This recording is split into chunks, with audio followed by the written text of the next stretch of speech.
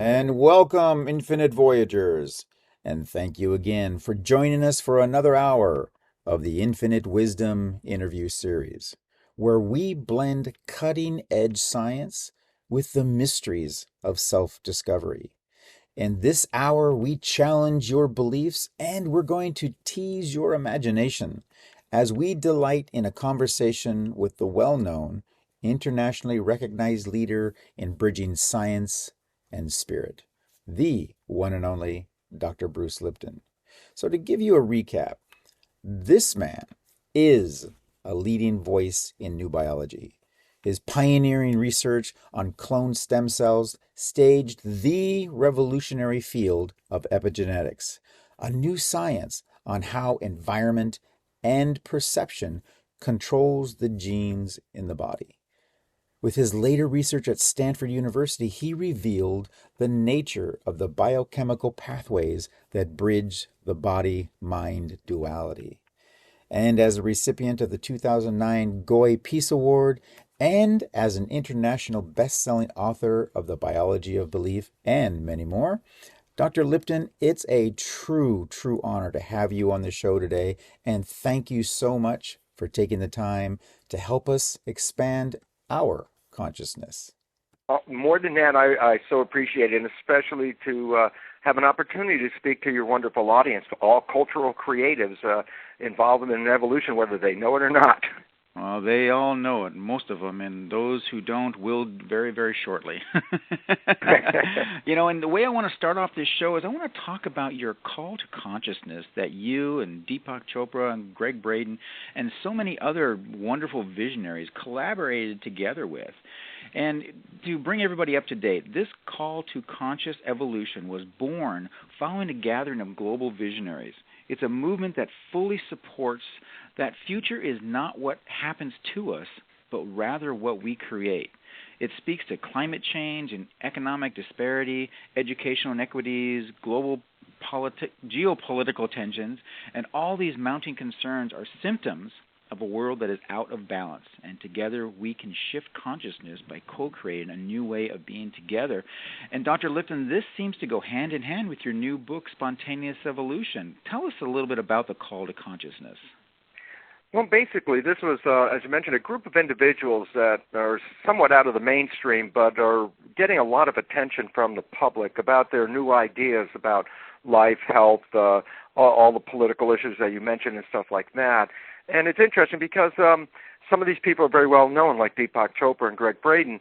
And the significance is there's enough people that are listening, and we thought if we collectively got together and represented all these different aspects of our evolution as a group, and tried to make a statement to the public, because this information is really not forthcoming from the general media.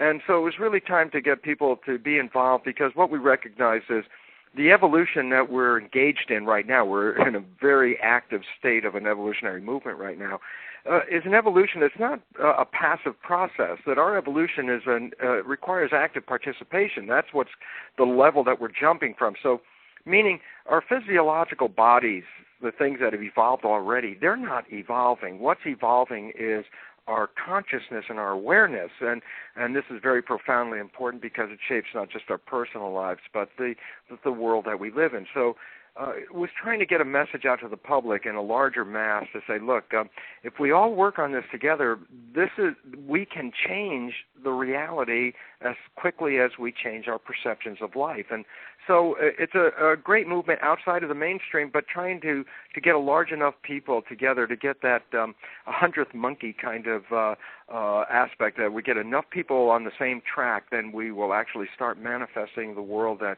will sustain us and provide for our thriving rather than just surviving in. Oh, and what a amazing venture that is, and we're looking so forward to being a part of that and spreading that word. Now, your new book, Spontaneous Evolution, in the title, you actually even mentioned positive future. Where is this evidence? Why did you come up with that title?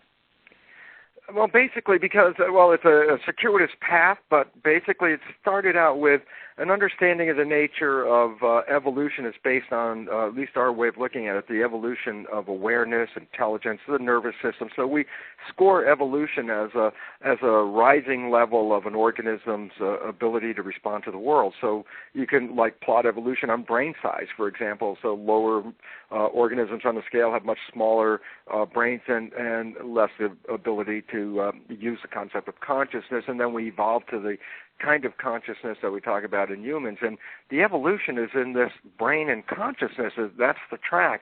And the significance about it was that if you understand the nature of consciousness at a physical, mechanical level, it's definable as in the structure of the cells. And what then extends from that is the structure of cells is geometry. The geometry is the math of how you put structure into space. Interesting, I think it was Plato that said that geometry was created before the universe was created, that the universe actually conforms to a geometry. And what's interesting is the geometry that we're conforming to is one that most of us didn't learn in school, because we learned in school Euclidean geometry, the graph paper, cubes and spheres and cones and little drawings like that, the things that we'd make buildings out of. But that geometry, we can't create nature. I think we were 5 years old. We created nature in Euclidean geometry, and we made a tree that looked like a cylinder, and the top was a ball, and that was that very primitive version of. But that's not nature. It turns out that nature is built on a different geometry, relatively newly understood, called fractal geometry.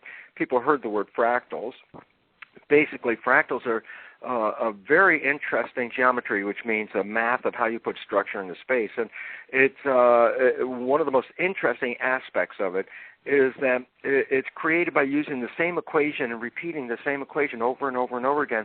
When you solve the equation, you get an answer, and you take the answer, put it back in the equation, solve it again, get another answer, so put it back in the same equation, solve it again. So that's the nature of it. But there's a characteristic that's most amazing that's built into the geometry, and that is that the structures at any level of the organization have a very self-similar pattern, because you're repeating the same equation, a self-similar pattern to the structures at any other level of the organization. Basically, what this is a math that implies mathematically and scientifically a truth to the concept as above, so below. And that its nature is very interesting, because you can put a number into a computer with this equation and generate trees or animals or mountains with clouds. Nature is built on this geometry. So it implies that nature must have a self-similar structuring. And if you could find the pattern at any one level, then you would be able to get a self-similar understanding of the pattern at any other level. So basic level that I would talk about is we look at cells like amoebas, paramecia, these little primitive organisms, but here's a very interesting point. All cells have essentially the same functions as a human being built into them. They all have a brain and a digestive and a respiratory system, nervous system, all the other systems. So in truth, even though it doesn't look the same, a cell is the equivalent of a miniature human, because it has all the exact same functions. And as a matter of fact, a human is made out of 50 trillion cells. So there's a misperception. We see ourselves as single individuals. But the truth is, no, we're actually communities. The cells are the living organism. And so underneath your skin, you have 50 trillion cells, and they're very sentient beings. I can take them out of your body, which I used to do in my research. Take cells out of a human, put it in tissue culture dish. They have their own lives. They'll carry them out outside of the body as well. And so the relevance about it is, if you look at how a cell works, you understand how a human works. And that's why we do cell biology research. We study cells and then apply the data to humans. And so here's a fractal. A cell is the miniature equivalent of a human with the same functions. Well, the significance about that, then, it says, is that as humans evolved through an evolutionary path from cells to humans, there was a pattern. And if you understand the pattern, then you can say, well, then the pattern will project itself. And so basically it says, well, what's human civilization undergoing right now? I said, well, it's evolving. And it has a pattern that it's a repetitive pattern of the way animals evolve, because human civilization, by definition, is an animal where each human is a cell in the body of this superorganism. The superorganism is called humanity. And so how the humans in humanity evolved is how cells evolved in animals. So there are patterns and they repeat themselves, and you go back over evolution, you say there were fish, amphibians, birds, reptiles, and mammals. And then you'd have to say, well, then civilization would have been passing through this same pattern. And the answer is yeah. There was a fish phase of human civilization. It was called mariculture. The first people on the planet that we know setting up civilizations were stuck at the water's edge like fish, because you needed the water to survive, so they were like fish. They had to stay where the water was. The next phase of evolution was amphibian. Well, those were animals that learned to take the water on the land with them. Well, in human civilization, we went from a mariculture, the water stage, to agriculture. And agriculture was really based on the ability to take the water from wherever it was and bring it to the land where you wanted to grow something. So people were able to go inland from the coast and live inside by doing agriculture. And then we went from fish, amphibians to reptiles, and reptiles are actually like little miniature machines. They're almost digital the way they move, and they're constructed, they're machine-like. And so it was interesting. Then human civilization went from mariculture to agriculture, and then we entered the industrial age, the machine age, which is the same as the reptile age. And it's interesting because we're at the last end of this age that's fading out really fast, the reptilian phase. And the reptilian phase, one of the characteristics interesting in our own world is that the fuel of our civilization is what people refer to as the blood of the dinosaurs, the oil. So it's real interesting is that we're going through this reptilian phase and using the oil to even power our civilization, and yet it's coming to an end. And then I go back and I say, well, okay, wait, let's go back to that pattern, fish, amphibians, reptiles, and birds. And I say, oh, civilization did the bird phase, and it started with Wilbur and Orville Wright in the 1900s early, and evolved until we landed on the moon in 1969. So we saw the bird phase of human civilization, which changed the planet profoundly, because it connected the planet and revealed to everyone we're all on one small little globe floating in space here. And that was that picture that was sent back in 1969 of the Earth suspended above the moon in the darkness. And it's very interesting because that was the fullest extent of the birds. And I go back and I say, yeah, but what happened in evolution? Well, we went fish, amphibians, reptiles, birds, and then mammals. And we are the high level in the sense of mammals, okay? And I say, well, what's the characteristic of a mammal? And the answer is a nurturer. Then I go back and say, isn't it interesting that the bird phase ended with man landing on the moon, taking a picture of the Earth and sending it back?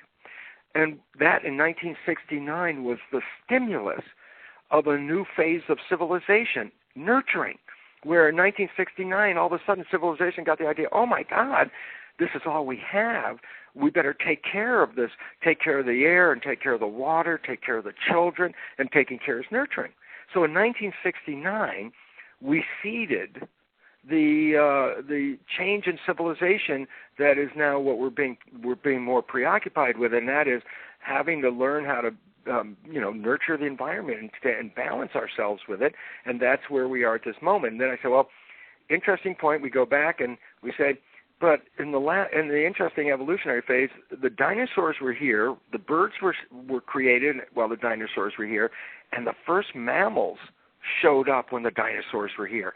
So there was a period where there were like three evolutionary stages where there was the reptiles, the birds, and the mammals. And the reptiles were, of course, the big animals that, the terror animals, and the mammals at that time were just little fuzzy things. They were the meek. and it's interesting because what happened and why it's important, because if there's a pattern, then we're going to see it. And the answer is, what happened is that the dinosaurs crashed. It was an environmental upheaval. The dinosaurs couldn't sustain themselves in that upheaval in the environment, and they crashed. When they crashed, the mammals, the little furry meek, they then took over the earth. And so it's interesting because the meek inherit the earth, the mammals. And here we are right now with we being the mammals, the corporations representative of the machine age reptile dinosaurs. These are big physical, like dinosaurs, massive structure, but unfortunately very little intelligence, just like a dinosaur, got very, very big because it was machine-like, but the brain stayed small, and that was the downfall of it. And now we're finding, these massive corporations have built this big structure and have upset the environment and aren't even aware of it, in a sense. The nurturers, the mammals, starting in 1969, were the people that said, wait, there's another way. Started with grassroots in 69, are now making big strides today because as the dinosaur, the reptilian corporate thing begins to shake because the environment cannot sustain it, the meek inherit it. That means you, your listeners, me, all of us who have an interest participating in this evolution are going to lead the change. And so the call is that we are aware of this. We are aware that how our consciousness affects our biology. We're aware of how our consciousness affects the reality that we are experiencing. And what we're really calling upon people is to start recognizing your consciousness is an instrument of our evolution. And it doesn't mean we necessarily make it either. It's very interesting. Just because the mammals did get out of the reptile's grip back then in evolution, it doesn't mean that this pattern that we're replaying right now will actually come to that conclusion. So we're in a toss-up, and I bring up the toss-up, and I'm sorry I'm going on and on like this, but if I can just finish this point, here's what the toss-up is all about. The scientific world has demonstrated unequivocally that we are, we are now deep into the sixth mass extinction of life on this planet. 5 times in the history of this planet, life essentially got wiped out. They're called mass extinctions. The remnants of what were left over were the seeds of the next new level of evolution. So 5 times life essentially got wiped out in the past, and they've been attributed to things like comets or asteroids hitting the planet, upsetting the environment, and wiping out life. But today, science has recognized with the loss of species going at unprecedented rates, and that the upheaval of the environment and climate change are forcing us into a crisis of survival at this point, that we are actually deep, not flirting with the sixth mass extinction. We are deep into it. And what's different about this one is science has recognized it's not really extraterrestrial issues that are causing the problems here. It's very close to home. It's human behavior. And so basically it says this mass extinction, we're in the midst of it, but it can be changed, and we can change direction if we understand that we are contributing to this, and therefore we must do something about our way of living that we can reverse this. Now, I said, so that means that we have to get involved with it. And yet it also means that it doesn't necessarily say that we will succeed. So we're at a point where we know we're in crisis, and we know that human extinction is questioned. It's a question right now.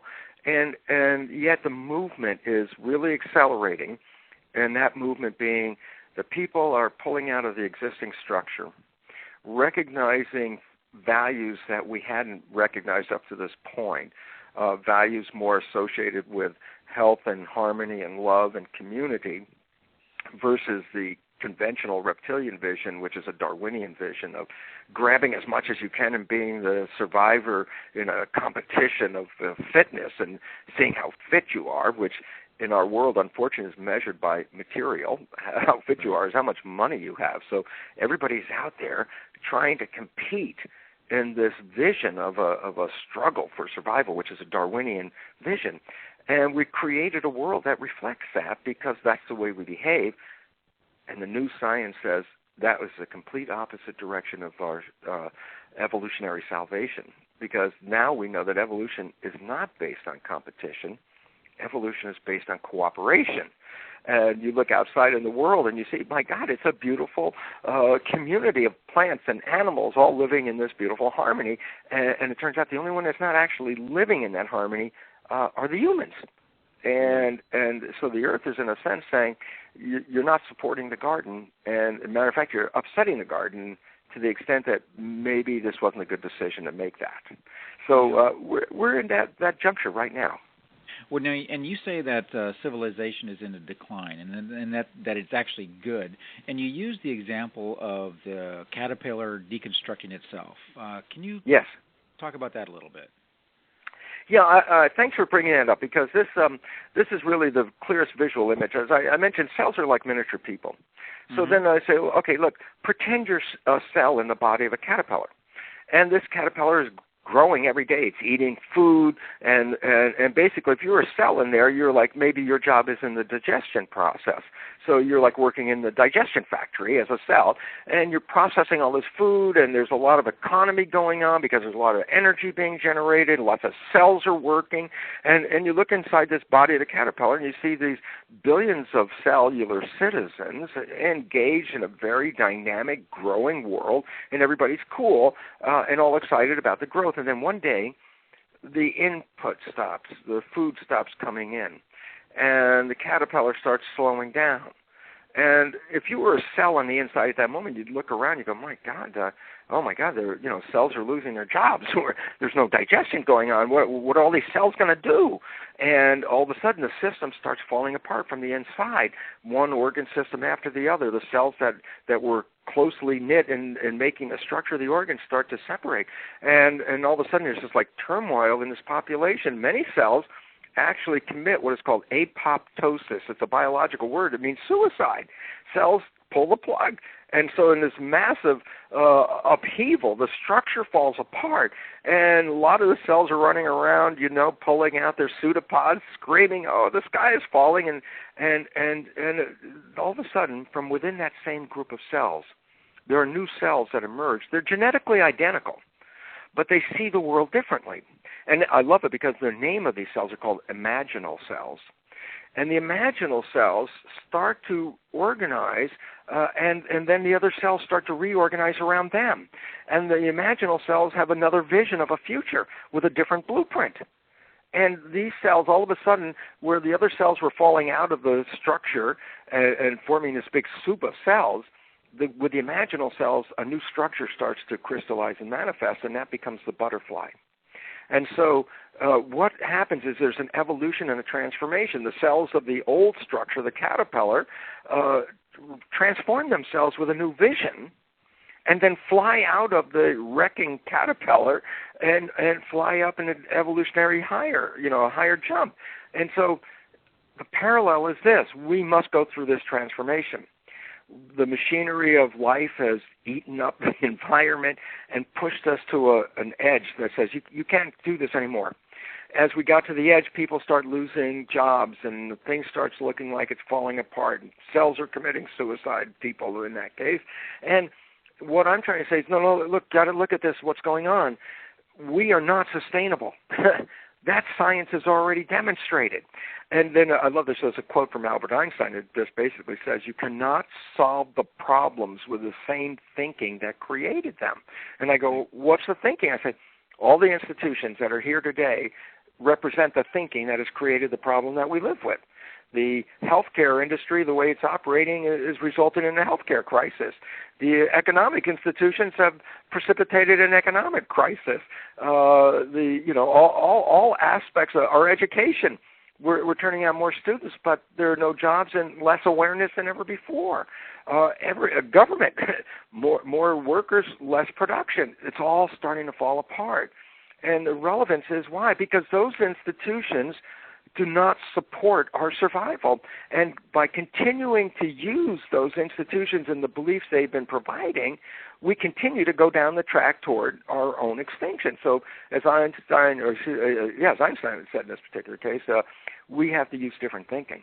And therefore, all of a sudden, you start to find there are people on the outside of the box looking at different ways of getting together, creating communities, creating harmony, alternative currencies, new ways of finding a support in a world that's coming apart at its fabric.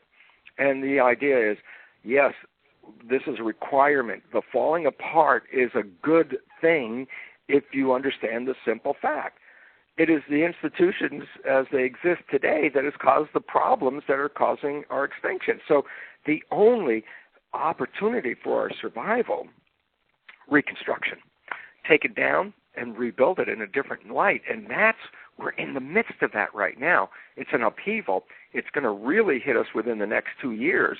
And 2012 turns out to be a very interesting date because by coincidence, we will have created so much chaos in the world in the next 2 years that's the point of we begin to assemble into the new order. And that's exactly what the Mayans had in mind, in fact, about the calendar. They didn't say it was the end of time. It was the end of life the way it is and the beginning of a new way of life. So we're right on schedule. And the most important thing I can just say to the listeners is, yes, if I wasn't aware of this information and I watched the media, I would be in fear of, oh, my God, this thing's falling apart. And it's an unfortunate situation because, as I talk about in the biology of belief, the consciousness of fear actually shuts down the maintenance of your body and even shuts off the immune system as you allocate your energy for fight or flight, ready to jump. And the point is, if you sustain that fear, you get sicker and less intelligent, and the system really gets worse. So how do we get out of this? And the answer is stop looking at this as fear, what's going on. Start looking at it as this is one of the most positive steps to the future of sustainability. Because if we don't change, we already know we're not going to make it. So it's like, wow, this is what we're going to go through. And if you focus your consciousness and attention on the building of something new, like the imaginal cells, and take it off the energy of the fear mongers who want you to be afraid because they disempower you, that's what fear does, it disempowers you. And so the issue is our survival is based on all the listeners out there starting to recognize I have a better future and direction to go in, and I want to put my energy and consciousness into that because consciousness manifests the reality that we have. And so rather than consciousness of fear, we're really in a need now of a consciousness of, no, there's a better place, and we go there with it. Mm-hmm. So, and with that, you also talk about your 4 myth perceptions of the apocalypse, and where you're talking about our perception. Explain that. Yeah. Yeah. Basically, what the Spontaneous Evolution book draws attention to is that the character of a civilization is based on the primary thing. Every civilization, and we've had civilizations come and go, so we can go back and say, oh, most people say, oh yeah, the Roman civilization, yeah, that came and left. There was in between that civilization and the current one was the civilization that was run by the church, monotheistic civilization, so where the truth of life was offered by priests. And then about 200 years ago almost, after Darwin, actually, science took over the truth-providing role from the church. So before Darwin, you had a question about life, you go to the church to get the answers. After Darwin, you want to know about life, you go to science to get the answers. And so like in today's world, therefore, something that is scientific is proven scientific is suggested to be false. So science becomes that great divider. Well, every civilization even from the Native Americans on, through the Greeks, through the monotheistic period where the church is, through the science period that we're just ending right now, every civilization, the character of it is based on the answers to what are called the perennial questions. And the perennial questions have been around for 10,000 years, and these questions are very simply 3 questions that say, how did we get here? Why are we here? And the third question is, now that we're here, how do we make the best of it? Very simple reality. Whoever provides the answers to those questions that is accepted by the mass of the public, that entity or that organization is given the title as a truth provider. Because if we accept the answers to those questions from them, we will also go back to them to ask any other questions about life, because these represent people who presumably carry the truth. The answers have changed. When the answers change, it always leads to a change in the character of the civilization. So the answers to those questions provided by the polytheists, such as the Romans, when the answers changed, Roman civilization disappeared. Then we led into that civilization where the church ran all the truths, and that civilization was ushered out, and the new one came in when the answers changed after Charles Darwin provided different answers to those questions than the church offered. And so when you change the answers to questions, the civilization automatically changes after that. So I say, well, what are the answers to the questions in today's world? And I go back, well, in the current world today, how did we get here? Random mutations. That's a Darwinian belief that it was just accidental mutations. So we got here by accidents and mutations. Second question, why are we here? Well, if you accept that you got here by accident, then you must also accept that, well, there can't be any real reason for you to be here. It was an accident. So there's no purpose for life. Okay, so first question, we got here by accident. Second question, why are we here? No purpose at all, accident.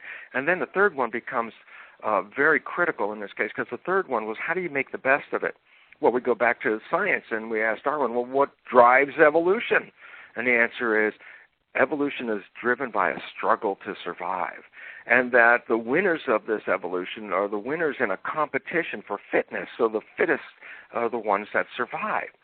And I say, well, okay, if science offers you this truth, what kind of civilization would you create from it? And the answer, number one, is, well, not a lot of respect for the environment. Why? Because it's separate from us. We just got here by accident. You know, some other organism could have been here instead of me. The environment's irrelevant. Well, that's been a big problem, because the new biology answers these questions differently and says, it wasn't random mutations that got us here. It was another type of mutation, which is more recent in its discovery, called adaptive.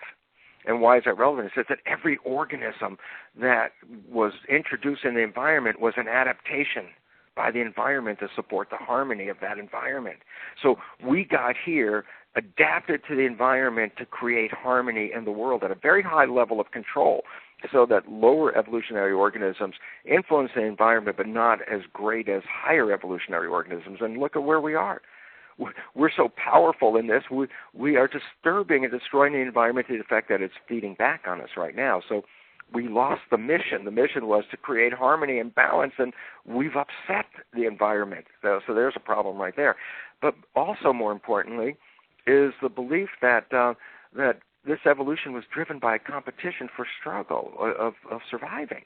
And the new science reveals evolution is not a struggle. Evolution is a representation of cooperation and community.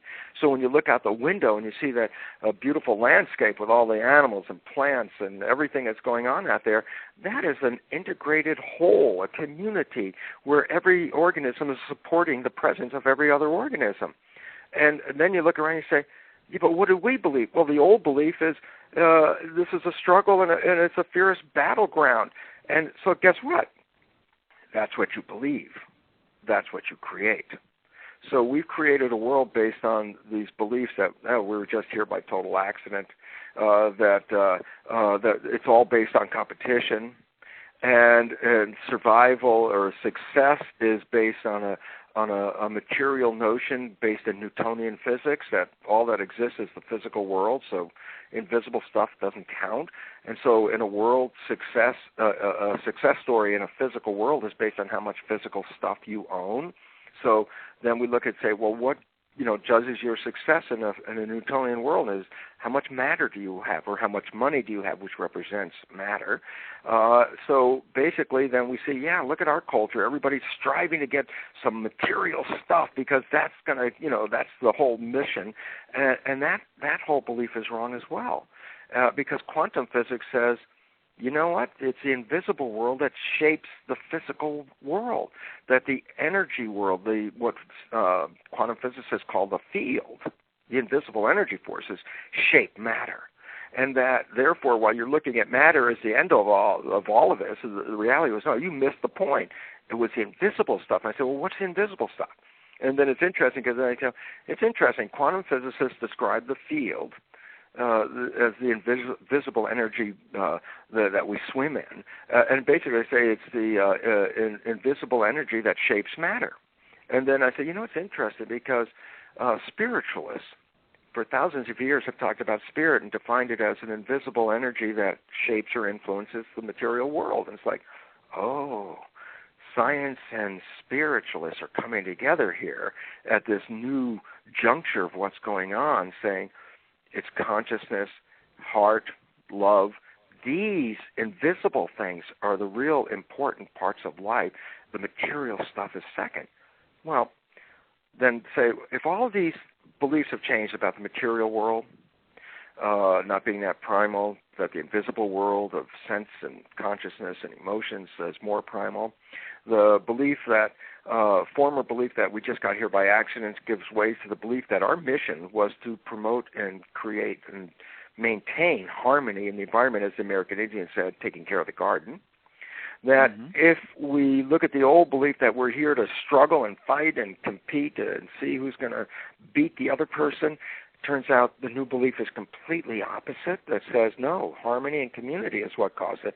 And then I say, if you put in the new beliefs into our cultural paradigm and we live by the new beliefs, it'll be a night and day difference in the world we live in today.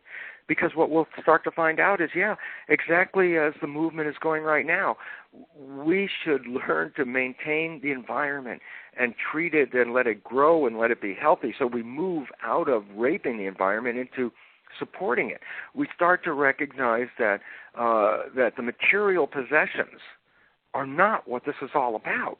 You could have all the money in the world, but if you're not happy, then who cares? And the point is, well, what makes you happy? Turns out, not the money. It wasn't the money, because those people with money are frequently the least happy. It's the idea of the harmony of love between people, your family, and your community, which seemed to have taken way backseat to what the current world is. But that would be the new world.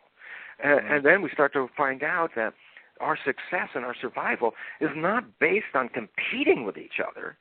It's actually based on our cooperating with each other and supporting the mission of our thriving into this new world. So all of a sudden it says, the answers that we have built this world on, and the one that we're living in, and the beliefs about it and that have created the world that we experience, those beliefs have been undermined by recent science.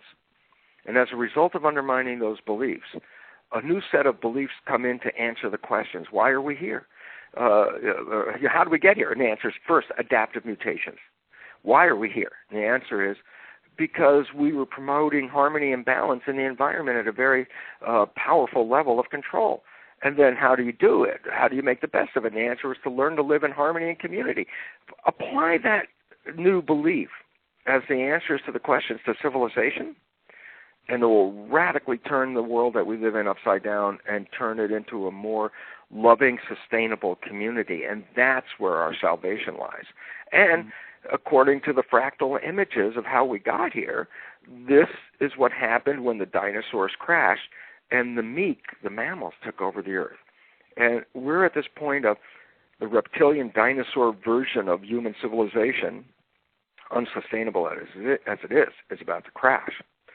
And that mammalian version that was seeded in 1969, the so-called kind of hippie generation of we versus me, hopefully will start to manifest, because this is the way out and evolutionarily was the way out. So it says there's the plan. That's where we got to go. And we're moving that way right now. Right. So when you're talking about the field, are you basically talking about a holographic type of universe that we live in? Well, yeah, basically, it's very difficult if you don't understand the nature. Is that ever since humans have been on this planet, they recognize that there's a physical world that we perceive physically, and that there's this other invisible stuff, which turned into spirit, or in the physicist term, energy fields, that was also part of the universe. What we've had since the American Indians, from the days of the American Indians, that culture, which was animistic, saw that every physical structure was also a spiritual thing. that there was an energy tied to everything that was physical. So you want to hunt for a deer, you pray to the spirit of the deer before you go out and actually hunt the physical deer. That they lived in a world where everything that was physical was spiritual, and everything was then understood as part of the wholeness of it all, where we took the spirit out of things, the invisible stuff out, and separated it into gods. Then we jumped into monotheism, and we took all the energy that was so-called all the different gods, put them into one god, and then took it off the planet. So when we were living under the times of the church, our mission wasn't even to be here. Our mission was to be someplace else, wherever that energy was, so that this was like a way station.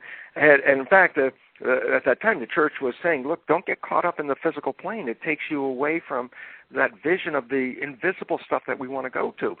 And interestingly enough, from that emphasis on the invisible, when the world of science came in and took over the answers to the questions, from Newton to Darwin, we then let go of the invisible stuff and have only focused on the material world. And so basically what we're talking about is a return to understanding that quantum physics has now provided, that there is indeed an invisible world. You can't see it, but it is the shaper of the physical world that we live in, and that our thoughts and our consciousness actually are the essence that interacts with that invisible world. So using thoughts and consciousness, we influence the expression of the world. And then you go, wow, that's kind of weird. And I go, this was the fundamental finding of quantum physics when it first came in 1925. It was the first science that revealed the world that we live in is in a large part created by our consciousness. And so they talked about the observer and the experiment. Like in physics, the result of an experiment is based on the consciousness of the observer. And if you have different observers running different experiments, they'll have different answers. And all of a sudden it's like, oh, the observer is creating this world. And in 1925, when they said that, the world couldn't even accept it. They couldn't even go there. So they basically said, oh, that kind of quantum weirdness, that only applies at the level of atoms. It doesn't apply to big things like people and planets and stuff like that. That was just a way of not having to deal with it. But today's physicists have come full circle and said, no, the principles of this energy shaping matter affects every level of planetary and solar system organization. So science is trying to say, look, even if you don't want to pay attention to it, the truth is this invisible energy that constitutes your thoughts, etc., is contributing to that invisible field, and therefore we influence it. And the significance in this regard of our evolution is the more people sharing the same thoughts create a power or amplitude behind that conscious energy that actually changes the world. And that's why we're looking at this invisible stuff. And I just realized that, you wanted to talk the holographic stuff, but basically I think this is the simplest way to describe the field is if you take some iron filings, which is just a piece of iron, and you file it, you get iron dust, and you sprinkle them on a piece of paper, they fall randomly all over the place. And I say, before you sprinkle it the next time, you put a magnet under the piece of paper. Mm-hmm. And now when you sprinkle the iron filings, they don't form randomly. They actually form a pattern of the magnetic field. Correct. And that is a story that says the invisible forces, which is the magnetic field, which you can't see, shape the structure of the iron filings, the material world. Without the invisible forces, like when you just sprinkle the filings without a magnet, there's no organization to the physical filings. They just form a random pile. But if you put a magnet in there and create a field, then the iron filings make a structure that represents the field. And in our world today, the shape of our world today is a complement to an invisible energy field. And the significance about the field is we collectively can alter that by our coherency of thought among the population. That's how we shape the world from one civilization to the other. When the thoughts of one civilization are changed and new thoughts are introduced, that's like changing the magnetic field, and all of a sudden the structure of the world changes. So our evolution at this moment is the field that has gotten to this point is falling apart, and the structure is falling apart. And there's a new world out there which all depends on us creating a more coherent thought of a positive future, and the filings will then shape into that. So, Bruce, how do you recommend that we influence that field? How do we influence the world to a degree that it will begin to change or continue to change? Yeah, this good question. I wish I had 11 hours here, but you do. I'll take it. Okay, part 9. Okay, here we go. Basically, it works like this: the mind shapes our reality. This is from quantum physics and from new biology. Excuse me. And the significance about this is, well, there's 2 parts to the mind. We're familiar with it. The conscious mind, the one that's awake and thinking and is connected to your spiritual identity, the conscious mind. And then there's the subconscious mind. People know of the subconscious mind, but what it is essentially a record playback device. It records experiences, and once learns those experiences, they're called habits. And every time you push the button, the subconscious mind will play the habit again. Just once you learn it, it will play it. So basically, here's the difference between the 2 minds. The conscious mind has your identity in it, and it's creative. It has your wishes and desires. So if you ask me, what do I wish or see or desire about the world, my answer is going to come from the conscious mind. And that's the one with the positive thinking, in fact. Then it turns out the subconscious mind, as I said, well, that's the habits.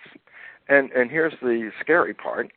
The fundamental habits we've been programmed with were acquired before we were 6, because that was the way nature, you can't create a thinking person unless they have data. So the first 6 years is the subconscious mind gets downloaded by observing the world like in a hypnotic trance. So the fundamental behaviors in your subconscious mind were observed by observing others. That's where we got them. And so I said, well, that's interesting. Your conscious mind has your wishes and desires, and the fundamental programs of your subconscious mind came from your teachers, your parents and family, community, etc. And so the 2 minds have basically 2 different sets of programs, and then comes the big kicker, and that is science has now recognized that while we think we're running our lives, 95% of our lives come from the programs in the subconscious as habits. And so it says if you have positive thinking, well, then that works about 5% of the time, and 95% of the time you're going to manifest whatever that program is. And then just to wrap it up, when you're doing the subconscious programs, the name subconscious means below consciousness, so you don't see them. And so when I give my lectures and I tell people the story, they all laugh because they understand it. It goes like this: you have a very close friend, you know your friend very well, you know your friend's parent. And at some point in time, you see that your friend and their parent share the same behavior. So you volunteer one day, you say something, hey, Bill, you're just like your dad. And then all of a sudden you see Bill erupt, like, what are you, crazy? How can you compare me to my dad? Well, I say that. Everybody laughs because they're quite familiar with it. And I say, well, there's something very profound to understand this. Everybody else can see that Bill behaves like his dad. Who's the one that doesn't see it? And the answer is Bill, subconscious behavior. And then I tell everybody, but we're all Bill. We're all operating from beliefs that we acquired from other people, even though our conscious minds has completely different vision of who we are. Now you put this in the equation, how can we make change? And the answer is, first you have to recognize the change comes from changing the programs in the subconscious mind, because all the conscious mind is the wishes, desires, intentions, aspirations, positive thinking. Yeah, great, but it only operates 5% of the time. And the rest are operating from those principles and programs you learned in school about life, such as the Darwinian theory of evolution, that this is a dog-eat-dog world. That's what you operate from. Even if your conscious mind saying, I don't believe that, 95% of the day you're going to operate from that, and you're not going to see it. So what does evolution entail? It entails that we reprogram the limitations that we acquired in our former education and experiences of life, so that we rewrite the subconscious programs to be supporting us rather than to playing out the programs that have been and continue to be limiting and disempowering and self-sabotaging, which we got from the people around us. So it's a little bit of work for us, but that was the important part. It says we must think different and then put those programs into action, and that usually means changing the way we live, which is changing the habits of life. Mm-hmm. And what about as far as getting people to change those programs that are in their subconscious to a more enlightening type of thinking and behavior? Oh, this is very important because if I didn't have an answer for that, this would be the end of a scary show that said, "Hey, your life was sucky and it's going to continue that way." But basically, know that we can change these things, okay? And we have to remember that this mind is a habit mind.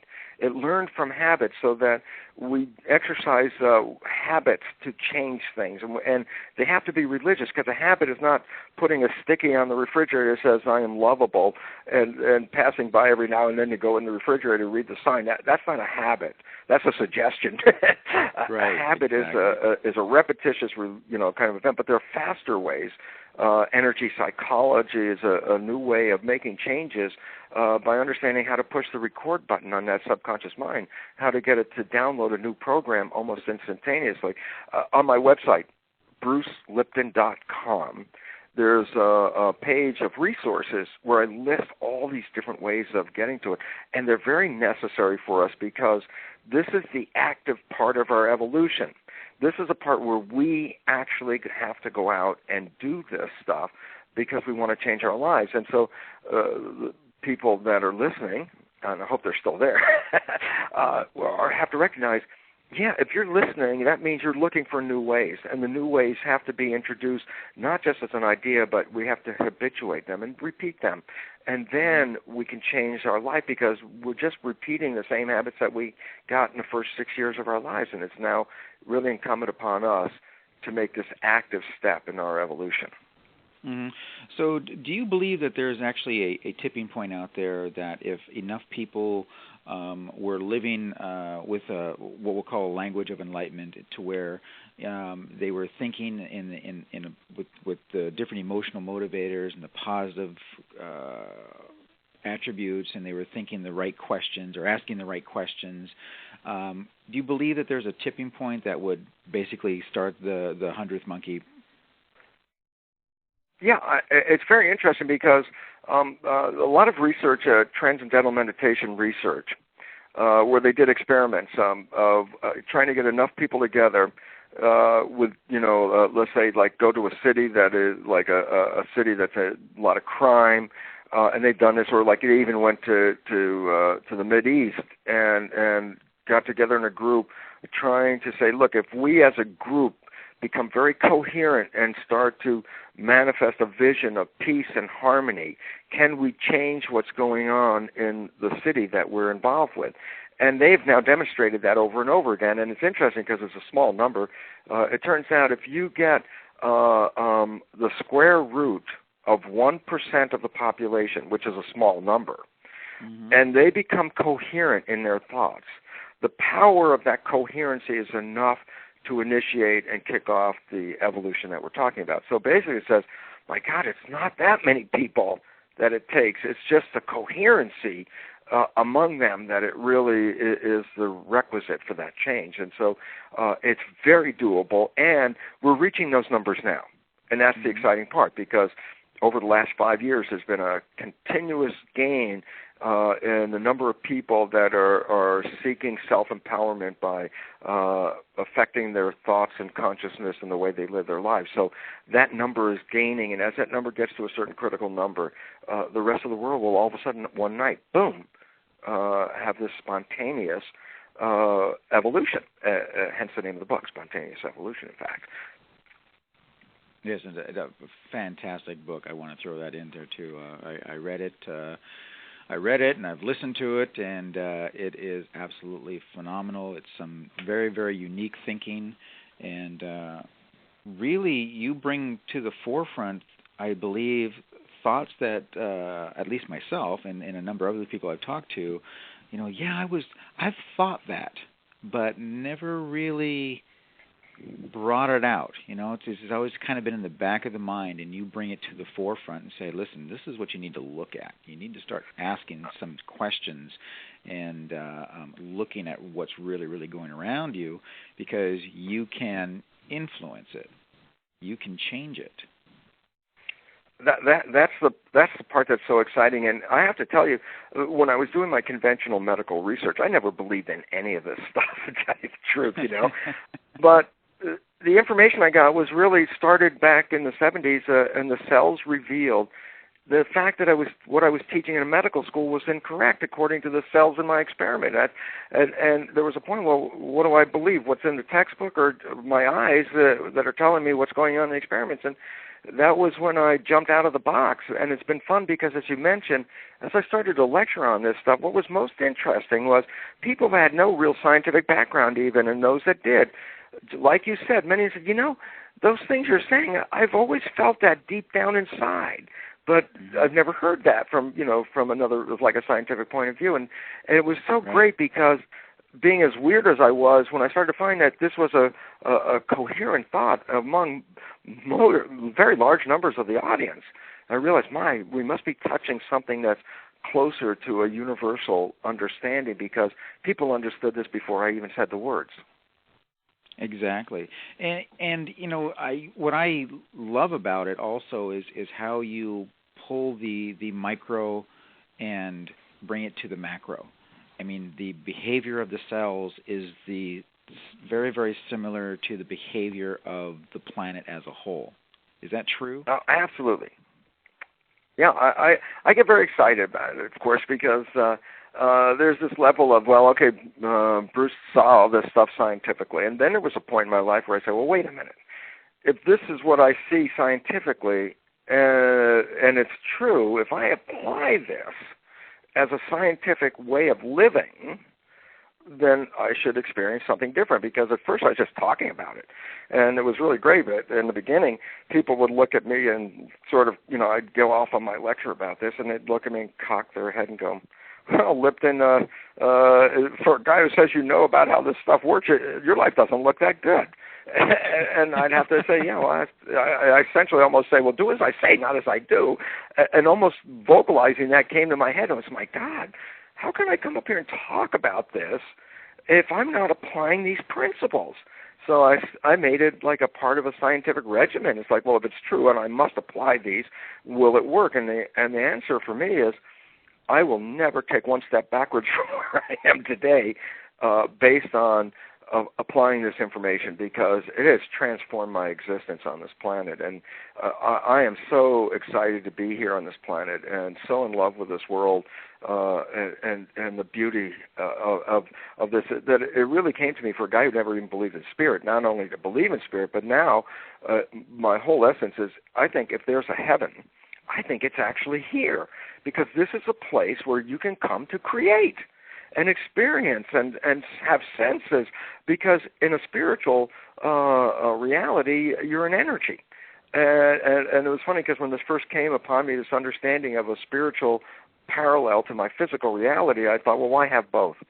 And so I asked my own self the question. I said, why have a spiritual and a physical entity? And it was funny, because I really believe the cells from inside just came right up and yelled at me and said, Bruce, if you're just a spirit, what does chocolate taste like? And I stopped for a second. And then it said, if you're just a spirit, what does a sunset look like? Or if you're just a spirit, what does being in love feel like? And all of a sudden I said, oh my God, the spiritual stuff is awareness, but the body is like a virtual reality machine. When I step into this body, I sense, I smell, I taste, I touch, I feel. And it's like, oh my God, this came from the cells converting the reality that we live into the electromagnetic vibrations that manifest in the nervous system. And I thought, oh, this is like a suit that a spirit can jump into and sense the world and create from. And then I said, oh, that's heaven. Here we are. So, Bruce, we're getting down to the wire here, but I have one more question. You had just said something about applying this to your own life. Can you give us a couple examples? How did you apply the things that you learned to your life? Well, the first thing was I recognized that my subconscious was more powerful than my conscious. It was interesting. I did the first time somebody showed muscle testing to me, where you hold your arm and all that. I remember holding it out my first time. I said, well, the guy says, I'll show you about this. I hold out my arm. He says, say your name. I say, it's Bruce. And he pushes my arms rock solid. And then he says, okay, now say you're somebody like Carol. And I hold out my arm. I say, my name is Carol. He pushed on my arm dropped. And immediately I responded like everyone. I said, oh, I wasn't ready. Do it again. And I did it again. And I couldn't hold it up, and I did it again. And after about the third time, I stopped and said, oh, my God, I'm not controlling my arm. Because if I was controlling my arm, my intention was going to stay strong. And it kept falling down in spite of that thought. And I realized something else is controlling my arm, not me. And it turns out my subconscious. And what I also recognized was I didn't overpower it. It overpowered me. I kept saying I could make it strong. The subconscious, it dropped because the statement was out of harmony with the subconscious belief. And so the first thing was own the fact that your subconscious is more powerful. Own the fact that it was programmed by other people, and in almost every case with limiting and disempowering beliefs of, like as children here, who do you think you are? You're not smart enough, or you're a sickly child. These become the programs, and they operate invisibly, and they will undermine us our entire life until we rewrite them, because they are the subconscious programs, the first ones in, and the subconscious is stronger than your consciousness. So invisibly, your subconscious is arm wrestled your consciousness and beat it into the ground. And while you're staring off into space, wondering why nothing is working out right, your subconscious is pulling the rug out from under you. So I started to listen to my subconscious. And you could, after you stop at a stoplight in your car, realize it's not quiet in your head. All kinds of thoughts are going through your head. Stop and listen to them. And that's what I first did. I started to realize, oh, my God, most of these thoughts, oh, that will never work, or I can't do that, or this will never happen. And I started realizing, my God, you've already negated all these things you were hoping to see with these statements that this will never work. And I started to change them.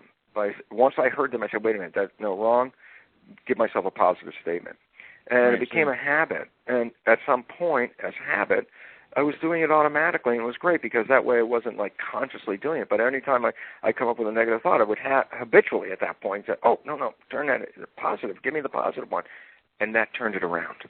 Right. So through repetitive pattern interruptions, you just... And listening to your consciousness, because those thoughts that are running through your head, which are mainly subconscious derived, are actually telling you what's going to happen. Oh, until you change the thoughts. And then you change what's going to happen. This has been so enlightening. My life is done. I've hit the peak. I don't know where I can go from here, because this has just been a phenomenal conversation. I think the only thing left to do is to move forward in this call to conscious evolution and get the word out as much as we possibly can, as you have been doing. And Dr. Lipton, I want to thank you so very much for taking the time out to be on this call and sharing this wisdom and your word with the world. And we will do all we can to help you on this incredible mission you've set on to. I so appreciate this opportunity, and very much thank your listeners for being there. Thank you all. And it's time to close the show. Our hour has gone by so very quickly. I want to thank you for joining us, and thank everyone out there for joining us here on Strategies of the Mind, where we reveal the mysteries of self-discovery. Take care.